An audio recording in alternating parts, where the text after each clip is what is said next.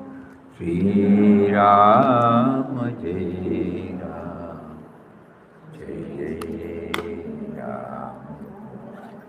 Shri Ram Jai Ram, Jai Jai Ram. Shri Ram Jai Ram, Jai Jai Ram. Shri Ram Jai Ram, Jai Jai Ram.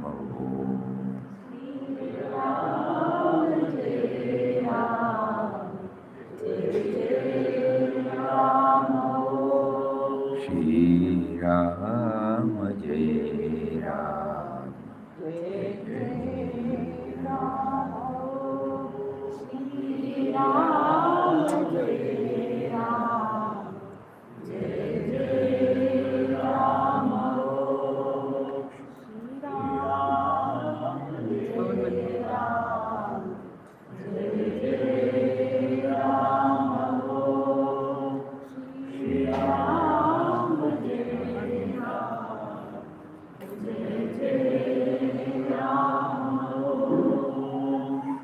Shri Ram Jai Ram, Jai Jai Ram. Shri Ram Jai Ram,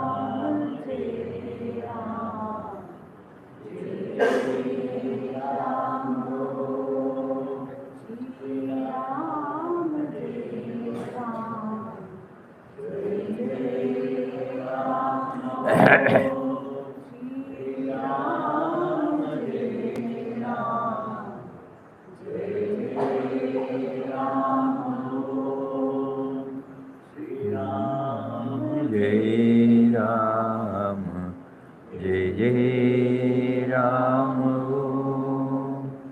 Shri Ram Jai Ram, Jai Jai Ram. Shri Ram Jai Ram, Jai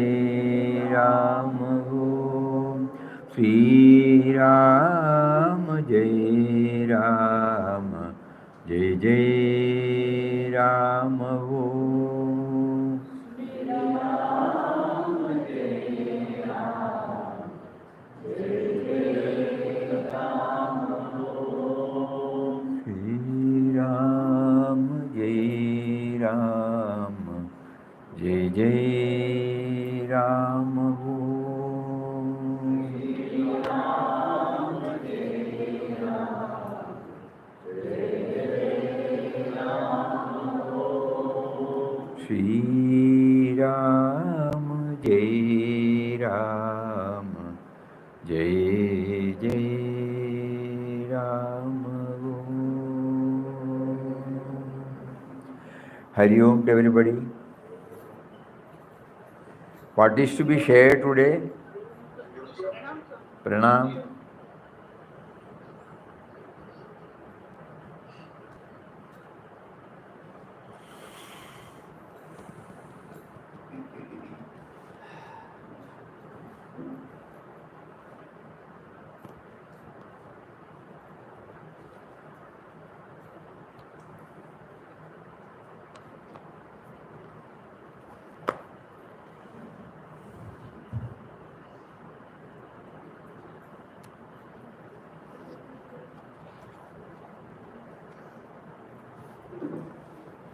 No suggestions.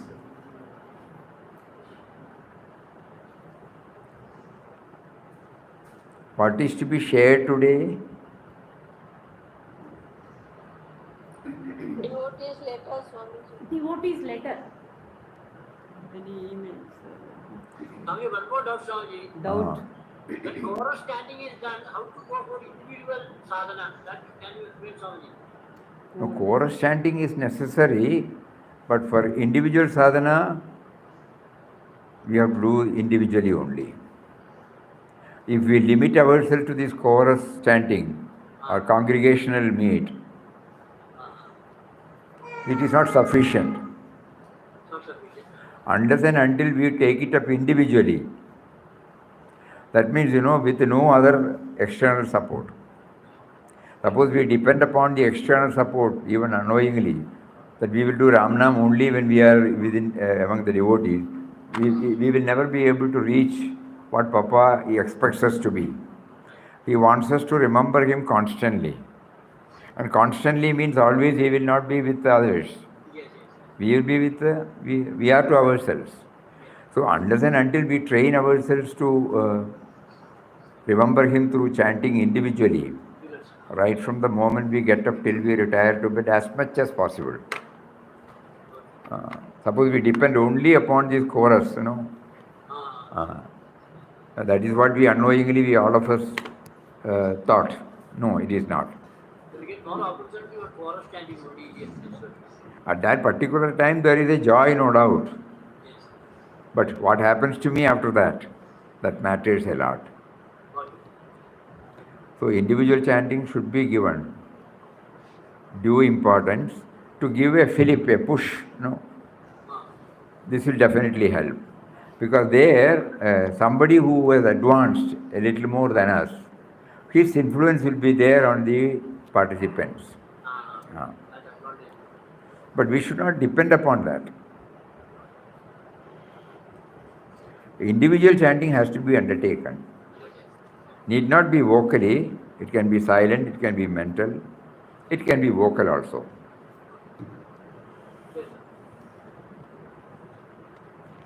And Papa keeps on harping, even in his early days, we were going through a few portions of the passage to divinity, even before setting up this ashram, in Kasaragod there was an Anandashram. So while explaining about it, one of his Purvashram cousin, Sanjeev Rao, when he comes, and according to Chandrasekhar Rao's words, if Papa tried to talk to Sanjeev Rao about the impersonal aspect of God, he would vehemently protest and say, "None of your Nirguna Brahman for me. It is simply beyond me. What I want to visualize God is as my Supreme Father, my friend, my guide, and I as a humble little child. That is why your inquest of God appears to me so much.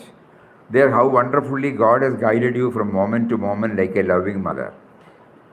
But if Papa would tell him, this is very important for all of us, but if Papa would tell him that everyone on God path should at one stage or the other transcend the personal aspect of divinity and visualize him as the supreme immanent being pervading the entire universe and beyond it, Sanjeev Rao would not be convinced.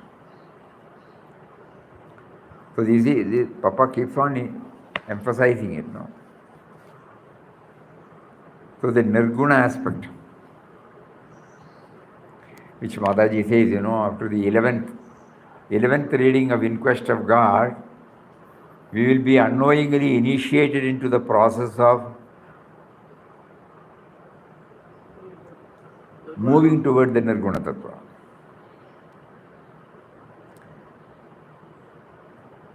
Because Nirguna Tattva is our original nature, the core of our being. It has been with us.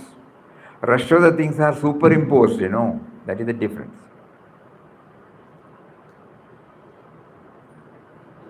Just like that superimposed means not to deceive ourselves. But actually when we try to go deep within to know our source, the thought can help us only to some extent. And the thought has to recede. So that is why Papa had given a lot of importance for the Nirguna aspect.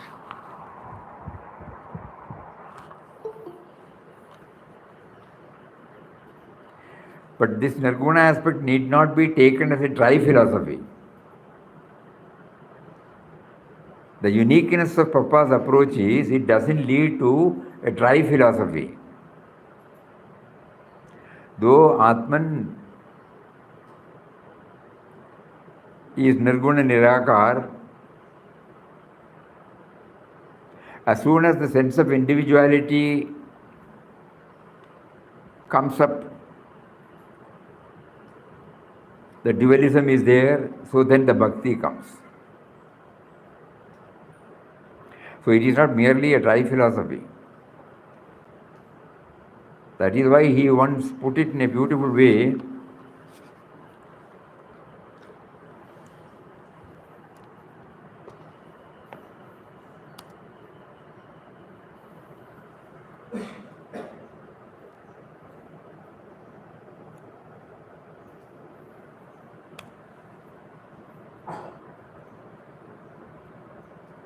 Really, Uh, in Bhagavad Gita, uh, Bhagavan says that in whichever form people worship me, uh, I satisfy their needs through that same form. sure. It is possible only when he is beyond form. This is my Ah. submission. Because any form means, if there is no particular form mean, that itself is nirguna, no? Yes, Swami. Otherwise there will be only one form, Very clear, very clear. Ah. So the very fact that I am available to the devotee in the way in which, because he facilitates at every home, nowadays probably it may not be there. In good old days, there will be a puja room. Every day morning, the head of the family, or the mother, immediately after their bath, they go to the puja room, do pranams, assert the supremacy of that power through shlokas or prayer, and again in the evening it goes on. So by that time they would have developed an affinity towards a form. They would have visited, their elders would have told their experience with a particular deity. So that is how the Bhakti Bhav wells up in the heart through that form. And as we keep on moving, we understand that many people worship him in different forms. Is he in different forms? Yes, he is in different form because he is formless. Yes, Swami. Thank you. So Papa here says, Bhakti is the root, that is devotion. Vairagya is the trunk. Vairagya is the withdrawal from the outer to the inner. Jnana is the flower, feeling the presence of Atman within. Parabhakti is the fruit, that is feeling the whole universe, including us, pervaded by him only. So all these things are combined in Papa's approach. But bhakti is the root, because we start as a bhakta, we start as a sadhaka, seeker. So there is a sought after, there is a goal to be scaled. So the duality is there. So bhakta and Bhagavan, that is there. So first primary is that. And then comes this vairagya, otherwise withdrawal from the outer to the inner, then jnana. He is the nameless, formless, immanent, transcendent being. And then parabhakti.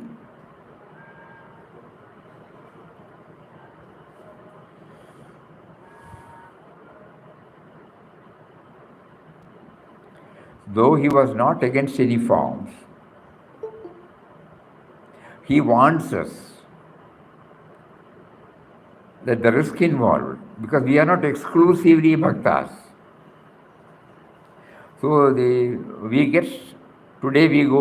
develop affinity towards one deity, to another deity, to another deity, to another deity, and we don't get stabilized, unless and until we realize that all forms are the different facets of the same reality.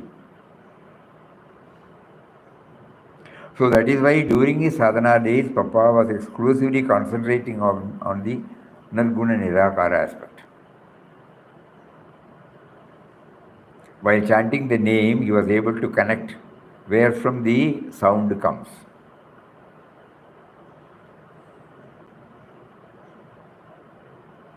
It is from the silence. It is from the stillness. It is from the absence of thoughts. It is that fullness. Like that, it is everywhere, everywhere. That is why he wandered in this ashram, no idol worship. He is not against. But his path was to get stabilized. Though he was also attached to the form of Lord Krishna in the beginning.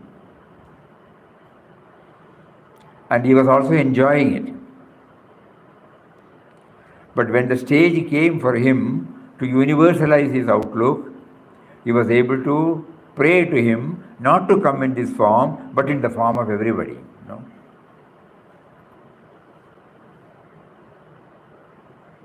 Otherwise, how can he say he is all pervading?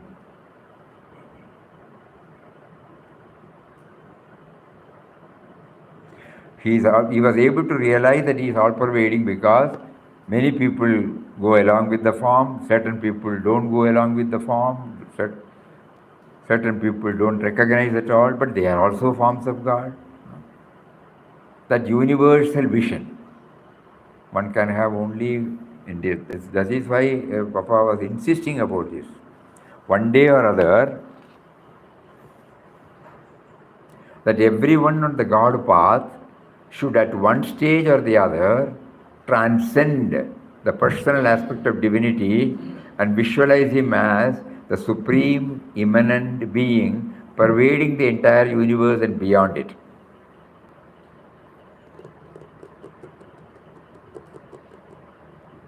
Papa would also always say that the easiest path for a householder was the path of bhakti, that is taking the name, joining in devotional music and seeking the society of saints. Papa would repeatedly warn that the practice of pranayam was not at all meant for the householders. Speaking about tyag or renunciation, Papa would say that it would be more internal than external, and that to realize God it was not necessary to give up a householder's life.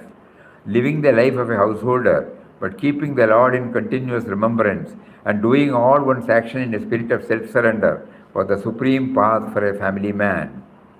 If somebody should pertinently ask why then he himself had chosen to give up family and home in quest of his God, pat would come Papa's. It is to get convinced and to tell you that it is really not necessary to leave one's home for realizing God.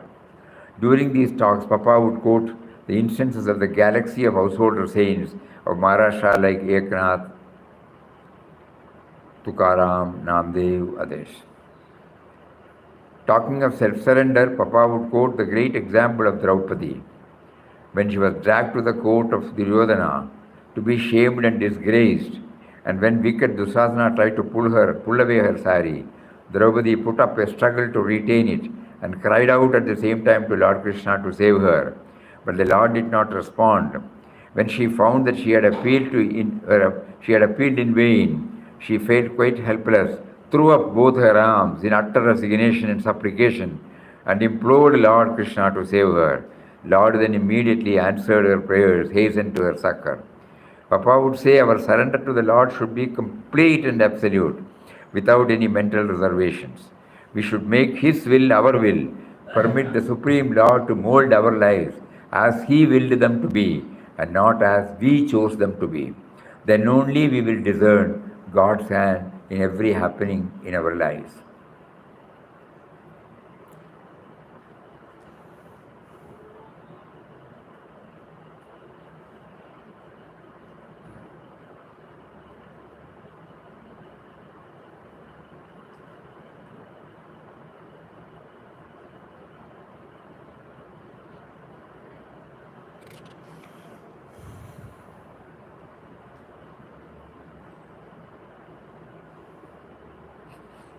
Swamiji,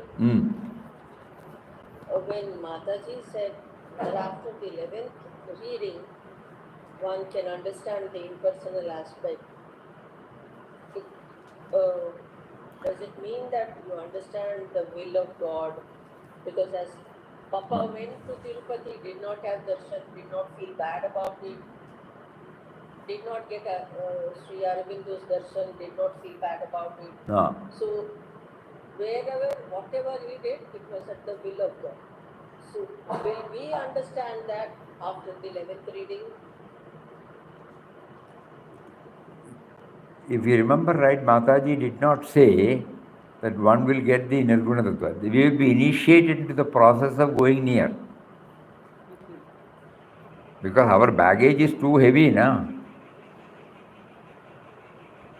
Think about it. So it is not that easy for us. But what she said was, to repeat her own words,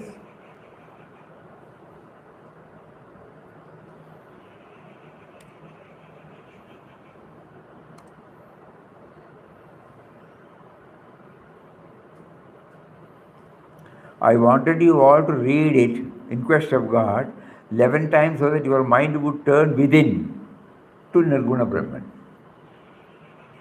There is a special reason for Papa making me ask you to read In Quest of God daily forever. It is intended to take you within. You may not attain Papa within you on the 11th reading, but you will at least have started going within. It is like entering the ashram gates. Once you are within the gates, you have nothing to fear. Likewise, once you turn your gaze within, you have nothing to worry. So through these words, Mataji is giving us the importance of inward journey, you know. And she specifically says about the Nirguna Tattva.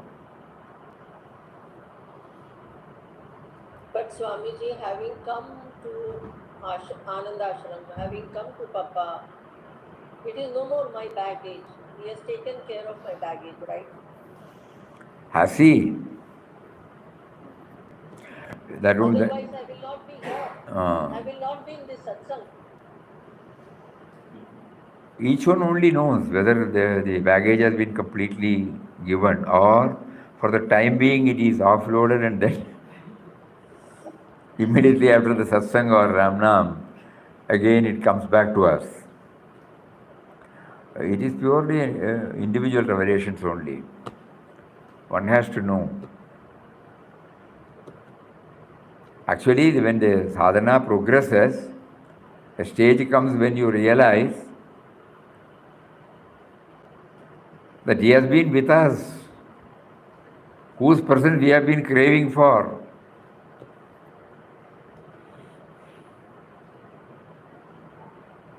So the moment we start feeling, there is no baggage, agreed.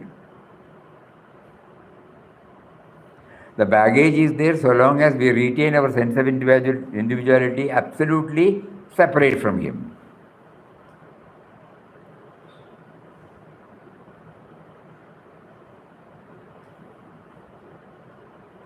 Relatively separate from him we can understand, but this is absolutely separate from him. Because when we act, when we are on the stage to do a particular role, naturally, whatever is needed for that particular moment, it is necessary. But so it is relatively, the baggage will be there. But here, in our problem is absolute. Absolutely, the baggage, it will go only when I know that he is within me. And then it is, the onus is on him to give me instructions as to what I should say, what I should talk, what I should do at every moment of my life.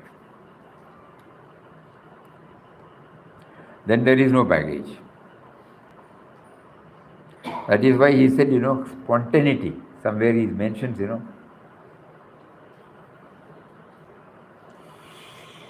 that is the sign, spontaneity.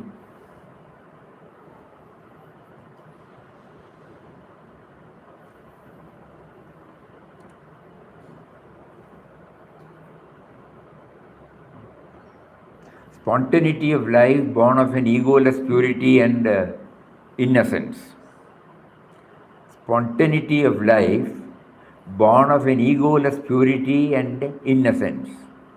a consciousness of the indwelling and all-pervading reality, and a constant effort to see him in all, with an unconditional, cheerful acceptance of all situations as ordained by him, are the supreme note and refrain of the voice that rings through the whole text. Spontaneity. Then that means there is no baggage. He prompts, we act. He prompts, we think. He prompts, we talk. No suffix, no prefix.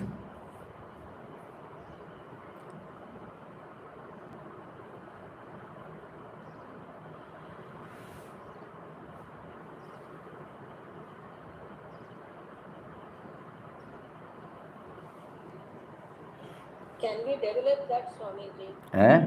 Can we develop that? We can How develop. do we do that? We can develop. How do we do that? During the chanting time, we try to dwell on these aspects. You are now making me to chant. You are there in the form of life force. You are there in the form of the sound. And you are there. That is why now we are in a position to chant. Like that we try. During the non-chanting time, we try to keep up the same thing. Just like we said while chanting, that you are making me to chant. You are making me to handle. I may fail, I may forget, I try again.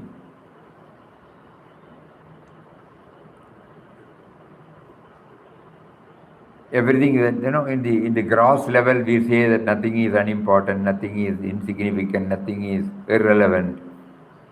Everything we handle with a touch of love, a touch of perfection, a touch of gratitude, a touch of dedication. All these are the words, synonyms through which we try to tutor the mind. Because it is his. That is why we don't say that it is insignificant.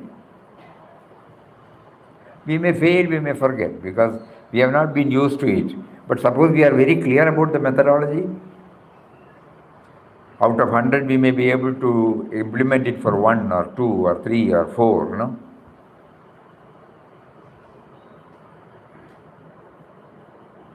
And every now and then we are checking up whether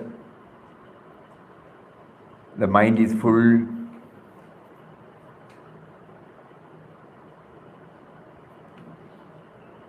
mind is free from grumblings and complaints. Every day we will know, nobody need to tell us how our performance is.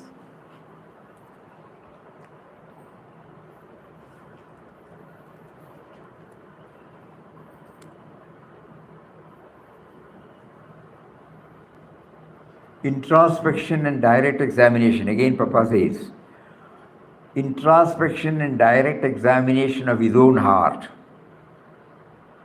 are essential for a man who wishes to make himself pure and thereby prepare himself for obtaining eternal peace and happiness, which his soul thirsts for. So introspection and direct examination of his own heart are essential for a man who wishes to make himself pure and thereby prepare himself for obtaining eternal peace and happiness which his soul thirsts for. Let the torch of criticism aimed at others be directed against oneself. Let the pride with which one is obsessed be laid in the dust. Next line is very, very important. Let him know where he stands. Meaning, whether he stands at the individual base or at the universal level. The me and mine, or the me to be. No? Let him know where he stands, what he is, what his inner cravings are, What is the disease that has seized his soul? What are the impurities lurking in his mind? What is the great obstacle that stands between him and the immortal bliss and peace? What are the bonds that keep him tied down to the low levels of life and prevent him from soaring into the heaven of his real life and being? When he has thus, by deep reflection, discovered what he is, he can, through prayer, self-discipline, company of great souls, and acts of love and compassion, get rid of all impediments, mental obsessions, nay, darkness that envelops his soul, and realize the splendor, power, peace, joy of the great truth that dwells within him.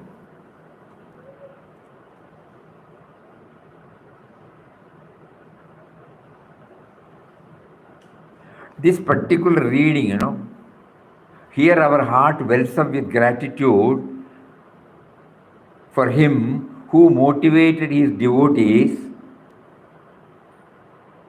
to collect these portions from different letters written by Papa, culled out and brought it out in the form of hints to aspirants. Just imagine. This very act, we are reading a portion of Papa's word. Where from we got? First of all, the Lord made him to write a letter to a disciple. Okay, it's all right. Devotee. Many decades ago. At the same time, for the sake of posterity, for the sake of reading it today, we will take it like that. He prompted a group of devotees many decades ago to collect these letters from different devotees and then to compile them. When there was no computer, everything has to be typed out. And then gave it to us as if it is given to us on a platter. The moment this question comes, he puts the questions through somebody. He provides the answer through his own words. And for that he has facilitated so many things. We should not just read his portion and then go. We find the metabolism, that takes place behind it.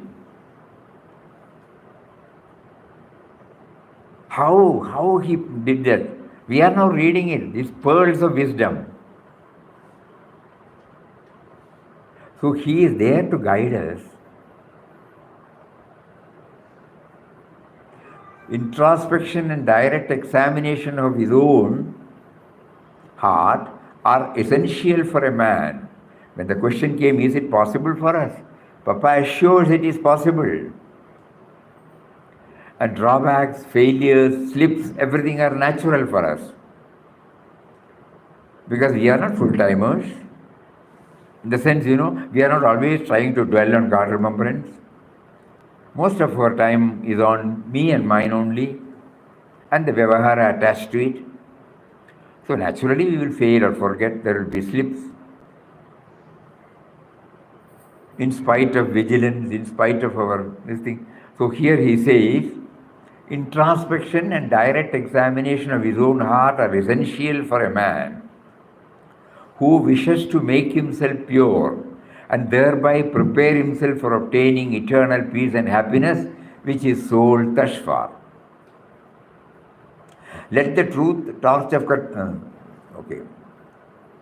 Let him know where he stands, what he is, what his inner cravings are, what is the disease that has seized his soul, what are the impurities lurking in his mind, what is the great obstacle that stands between him and the immortal bliss and peace, what are the bonds that keep him tied down to the low levels of life and prevent him from soaring into the heaven of his real life and being, the eternal truth. When he has thus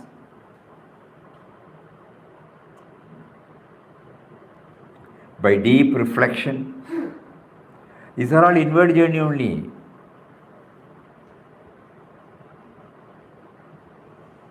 When Mataji said the 11th reading will induce us, will promote us, will encourage us, will initiate us for the inward journey, kindly think about it.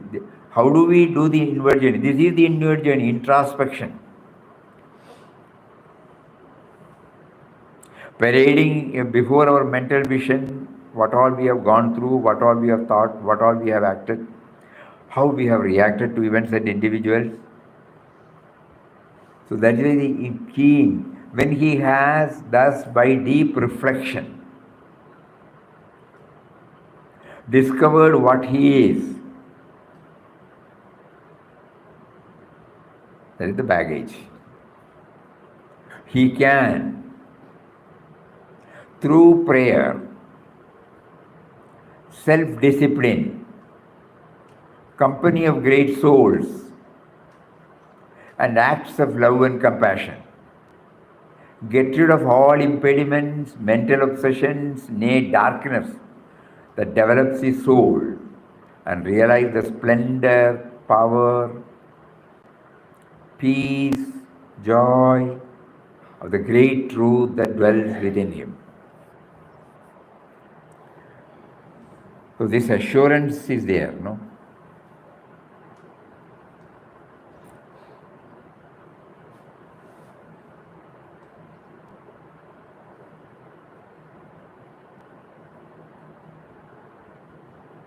Prayer, self-discipline, company of great souls, Satsang, and acts of love and compassion.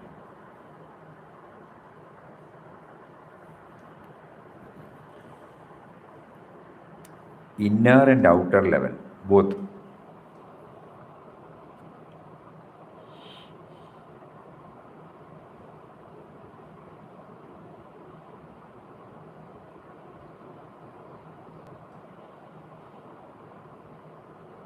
Is that clear?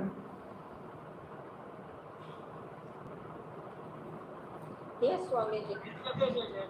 No doubt, sir. Quite clear, sir. Yeah.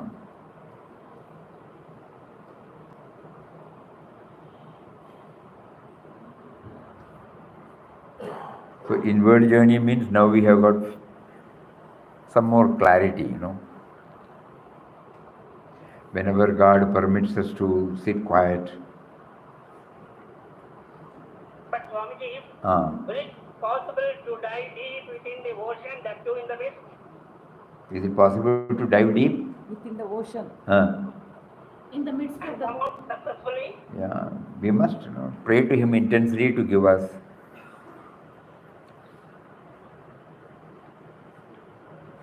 Somebody told Papa, we are all householders, we are all professionals, we don't have time. And immediately Papa said, it is not that throughout the time you are working. There will be gaps. It might be for 1 minute, 2 minutes, 5 minutes, 10 minutes. In that gap you can try to bring in this dimension.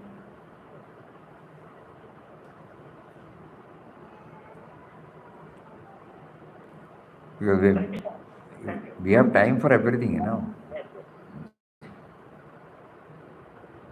Initially, we as children, you know, we were told to bow before Him, to pray to Him in the morning and evening. Unfortunately, we took it as a compartmentalized activity. Morning and evening we think about God, rest of the things we don't think about God. We were studying or working or something, you know. So there was a big gap. And later on this gap started influencing even our morning and evening period. Hardly any time. So we have to devise some other method. That method is to try to remember Him even during the so-called engaged time. Each one has to try and develop this one. And the mission of spiritual institution like Anandashram is to know about all these things, you know. Because when people visit here, they are free from their routine thoughts, routine involvements, routine duties. So they have got ample time. So there they can coolly sit. Nobody is there to disturb. We don't have to attend to any household activities. A lot of free time. One lawyer was telling us, many years ago, Acha, you go often to ashram. You find some job there, but when we go there, we don't have any job. How to spend the time there? We said it is not that we are getting into any activity there. We just wanted a break from our routine so that our routine life will become more blissful. How to apply the standard of bliss, the standard of contentment, the standard of efficiency in our work field. This I can do it only when I am away from the field. So a visit to ashram definitely helps us to watch and to refine ourselves and to make more. Everybody will not be able to spend a lot of time in the ashram. But during the short time they spend, whether it is 1 week or 2 weeks or 2 days or 1 day, if this idea is very clear, they will be able to really take out the real benefit from the ashram visit. How to find time during my involvement, professional involvement, household involvement, social involvement.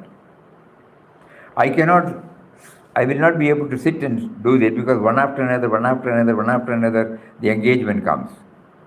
But when I am away from the field, when I am free from the routine, I can sit and when I start practicing the mental chanting here, I will be able to continue the mental chanting there.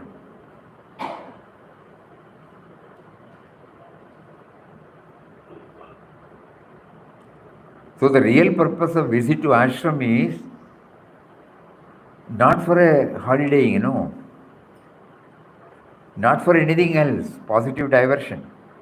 It is only to, just like we go for some orientation, we are trying to find out a technique by ourselves. Because we need a lot of time, free from our routine compulsions. But nowadays that routine compulsion may not, because everybody is carrying the mobile. And through mobile, Maya enters. Yes. When we want to be away from the clutches of Maya, so when we come here, we take to some vows, self-discipline. That today I will not answer. Today I will reduce my food. Today I will not talk during this period. Today I will concentrate on doing this much mala silently. Today I will complete one portion from the speaks, glimpses, something like that. Today I will dwell upon this particular chapter in Quest of God. All these things are possible only when we are in ashram. And these are all the ways by which we try to go inward.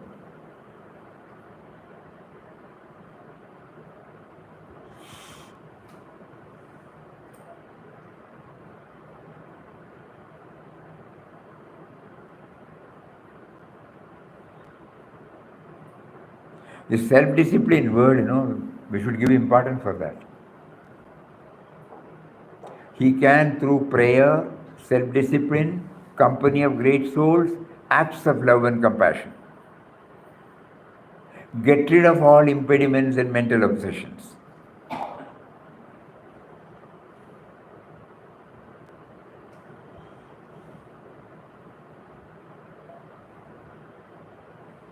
And here we can deny many things for ourselves. There probably in our field we may not be able to.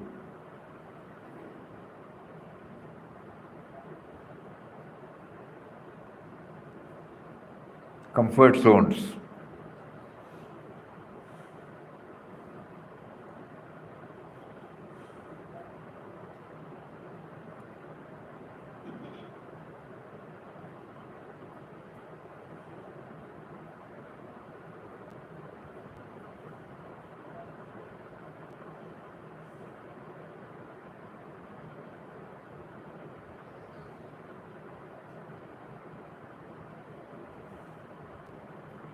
So today's message Papa gives us is concentrate more and more on this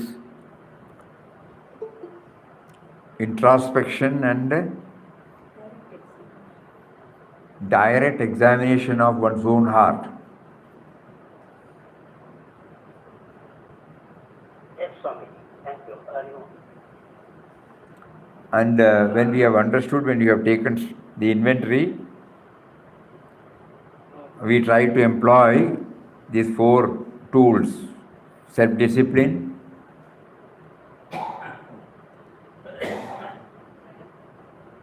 prayer, satsang, and acts of love and compassion. Me to him inward, me to him outward. No?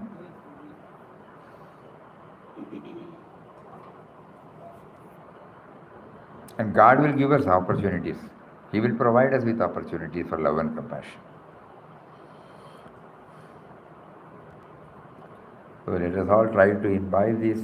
That is the powerful message he gives us today.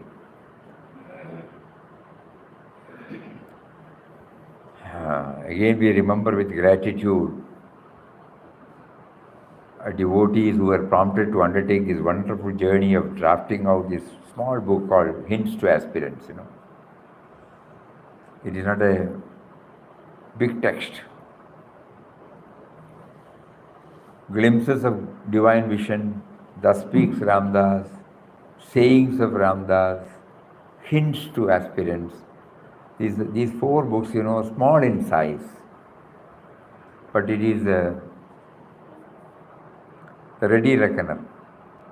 Anytime we need any answer, just open it. Oh, this is what I should do. I may forget again. So let us keep these 4 books, try to go through these as much as possible, and then reflection. It should not become academic. That is why it is a direct examination of one's own heart, so that it doesn't stay at the academic level, knowledge level. Introspection and direct examination of one's own heart.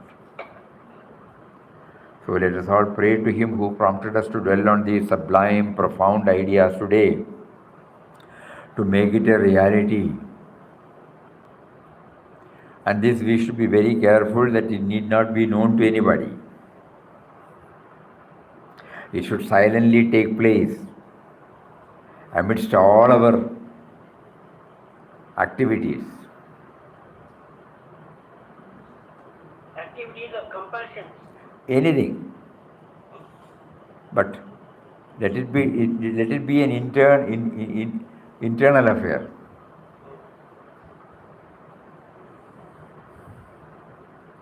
Purely an internal affair. Sure. Hari Om.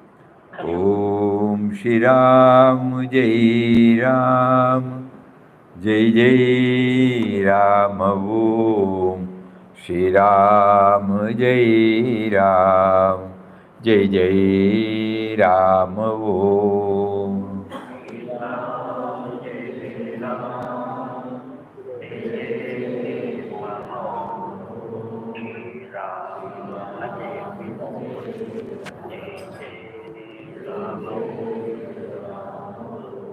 Shri Ram Jai Ram Jai Jai Ram Om Shri Ram Jai Ram Jai Jai Ram Om.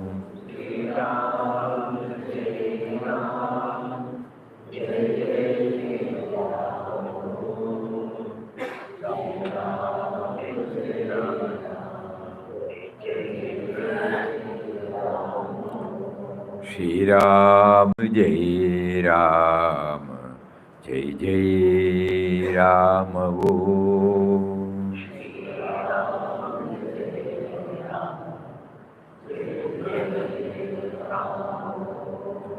Shri Ram Jai Ram Jai Jai Ram Om.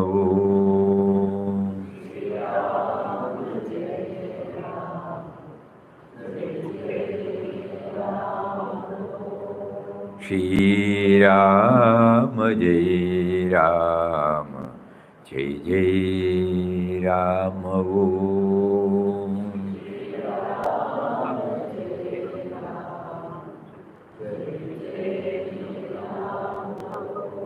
Shri Ram, Jai Ram, Jai Jai Ram. Om.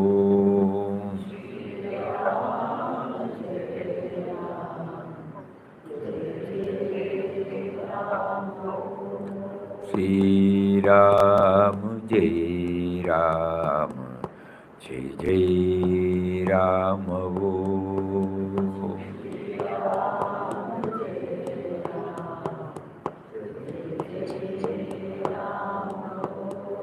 Shri Ram, Jai Ram, Jai Jai Ram. Om.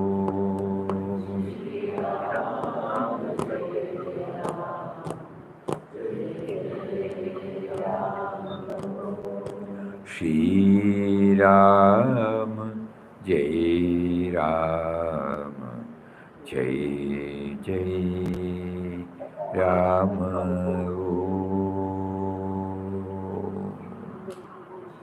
Om Shri Ram, Jai Ram, Jai Jai Ram. Hari Om to everybody. Namaskaram, namaskaram. Hari Om, Hari Om, Hari Om, Hari Om. Hari Om. Pranam, pranam.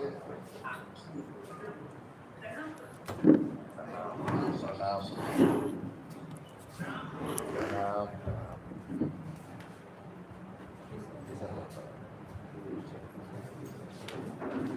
Pranam.